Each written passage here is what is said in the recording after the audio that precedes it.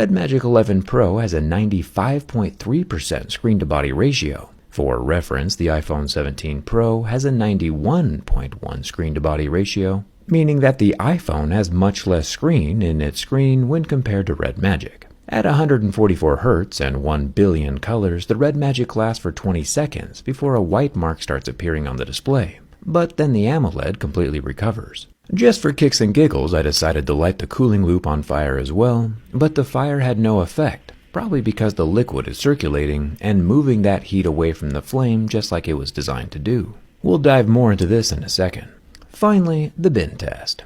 The esports industry is valued at about $2 billion right now, so rage quitting has a bit more weight to it when money is on the line. But for the people who haven't seen Miss Rachel or learned how to handle big feelings just yet, it's good to know that this phone can handle the physical aggression of losing just fine. No bending, cracks, kinks, or damage when bent from the back nor the front. This brick of a Red Magic phone is just as solid this year with its cooling loop as it was last year without it. The Red Magic 11 Pro survives my durability test. But is the cooling loop effective? Does it actually accomplish anything? Only the insides of the Red Magic 11 Pro can answer that question for us.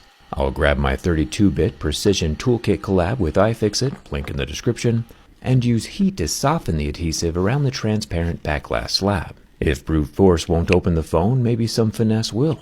If you look closely, the bubbles inside the cooling loop disband into much smaller dots as the glass gets too hot to touch. This is definitely how oil or wax would react under heat, so I definitely don't think the dots are air bubbles. The tinted oil groups back together again as the glass cools back down.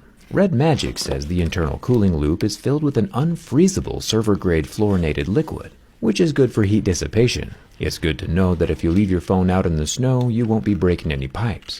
With the back glass entirely removed, everything still looks the same, since the glass is transparent. But if we remove the decal covering the lower half of the phone, we reveal the loop in its entirety. And I, for one, am surprised that Red Magic decided to cover most of this up. It's like alien technology in here, and at first glance it does look like the loop is using the air duct and cooling fan as a radiator up top, just like in a gasoline-powered vehicle engine. I'm kind of extremely impressed. Apple's gonna go wild when they discover this in 10 years.